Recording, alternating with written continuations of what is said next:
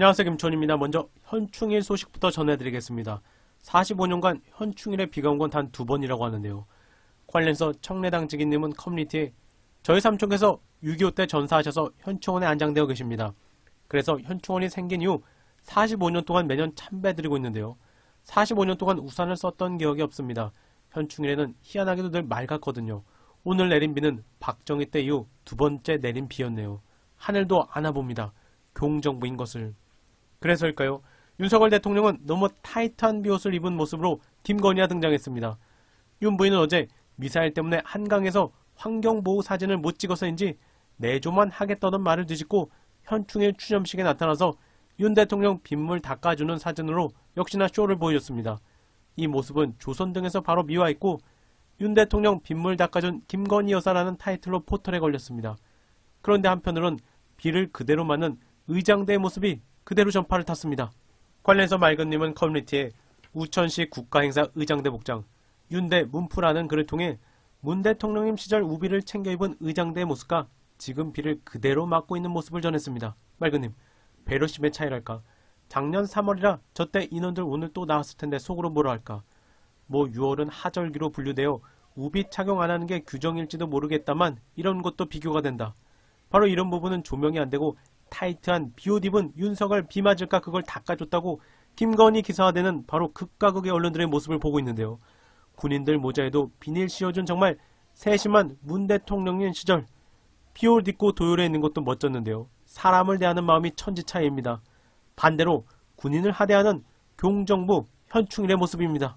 거기다 윤석열 대통령은 북한 미사일 발사에 뭔가는 해야겠고 현충일 추념식 추년사에서 공산 세력 표현을 사용한 것도 눈길을 끄는데요. 윤, 이곳 국립 서울현충원에는 대한민국 독립을 위해 투쟁한 순국선열과 공산 세력의 침략으로부터 자유 대한민국을 지킨 호국 영령들, 그리고 목숨을 바쳐 국민의 생명을 지킨 분들이 함께 잠들어 계시다. 1950년 한국전쟁을 일으킨 북한과 그 배경에 있는 옛 소련 중공을 공산 세력으로 지칭한 것으로 윤석열 정부의 강경한 대북기조를 반영한 표현으로 풀이됩니다. 그런데 예비군 훈련도 한 번도 안 가고 국방부 내쫓고 국방비 예산 삭감한 대통령이 할 말은 아닌 것 같은데요. 위상의 탄도미사일 표현, 코미디이자 국민들 바보로 만드는 것. 그런가 하면 합참은 국방부 출입기자들에게 북한 동해상으로 위상 탄도미사일 발사란 내용의 문자 메시지를 발송했고 이는 속보로 전해졌는데요.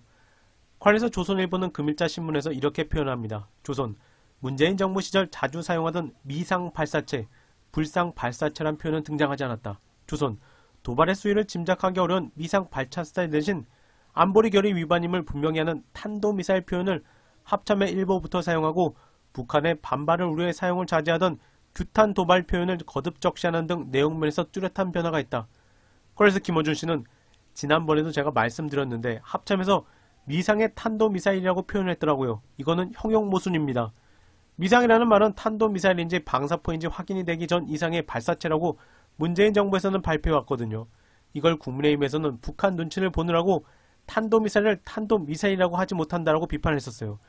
그런데 실제로는 탄도미사일인지 방사포인지 확인이 되기 전이라서 발사체라고 한 것이고 탄도인지 방사포인지 확인이 되고 나면 그때 탄도미사일 혹은 방사포라고 발표를 했거든요. 국힘에서는 그걸 북한 눈치 보는 거라고 눈치 보기라고 뒤집어 씌웠던 거죠. 근데 이제 집권을 했잖아요. 그동안 한 말이 있잖아요. 그러다 보니까 탄도미사일인지 방사포인지 확인도 되기 전에 일단 탄도미사일이라고 발표를 해버리는 겁니다. 실제로는 확인이 안 됐거든요. 그러니까 앞에다가 미상이라고 붙이는 거예요. 형용 모순이라는 겁니다. 이건 마치 신원미상의 김어준 발견대 이런 거 비슷한 거예요. 탄도미사일이 밝혀졌으면 미상 아닌 것이고 이상이면 탄도미사일인지 아직 모르는 거예요. 이런 바보 같은 표현이 정부가 공식적으로 내는 문구에 두고 있다는 게 코미디죠. 그런데 이걸 군이 이제는 북한의 눈치를 보지 않고 탄도미사일을 탄도미사일이라고 한다 하고 이렇게 언론이 해석을 해주고 있어요. 비판을 해야죠. 사람을 바보로 만든 거죠. 대응사격으로 100억이 허공으로. 그런가 하면 합참과 언론들은 한미 지대지 미사일 8발 새벽에 발사했다며 대대적으로 보도한 상황입니다. 합참은 한미연합 대응에 의미를 부여하면서 양측의 미사일 발사는 공표하지 않았지만 이날 발사된 미사일은 한국 측에서 7발, 미국 측에서 1발인 것으로 알려졌습니다.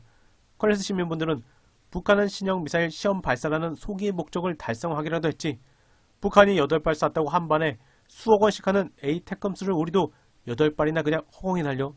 북의 도발에 대응하는 성격이면 북이 쐈을 때 바로 대응 사격하든지, 하루 지나서 무슨 도발 원점 타격이고 대응 사격이냐.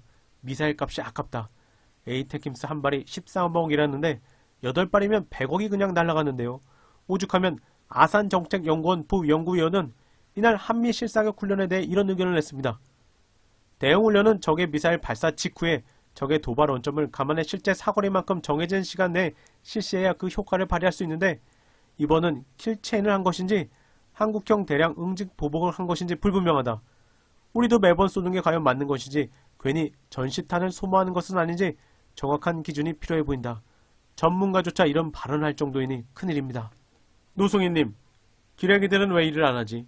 리얼미터가 윤석열 지지율 긍정평가가 52.1%, 부정평가가 40.3%라는 여론조사 결과를 발표했는데, 다음에서 검색하니 오직 한 건, 네이버는 3건이네요. 윤석열 지지율이 긍정평가는 2% 떨어지고 부정평가는 2.6%포인트 올라와서 기레기들이 많이 슬픈 걸까요?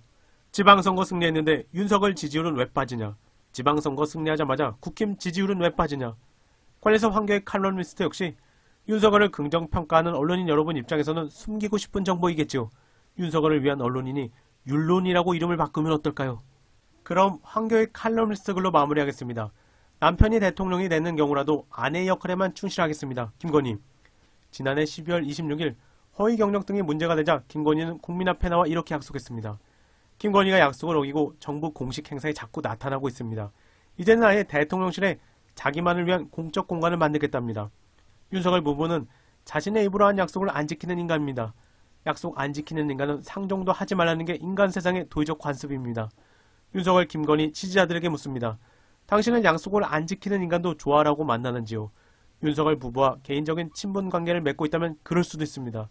윤석열 부부는 국민과 공적 관계를 맺고 있습니다. 국민과의 공적 약속을 어긴 윤석열, 김건희를 지지하는 것은 그 공적 약속을 믿었다가 배신을 당한 국민에게는 민폐임을 아시기 바랍니다. 이번 영상은 여기까지입니다. 감사합니다.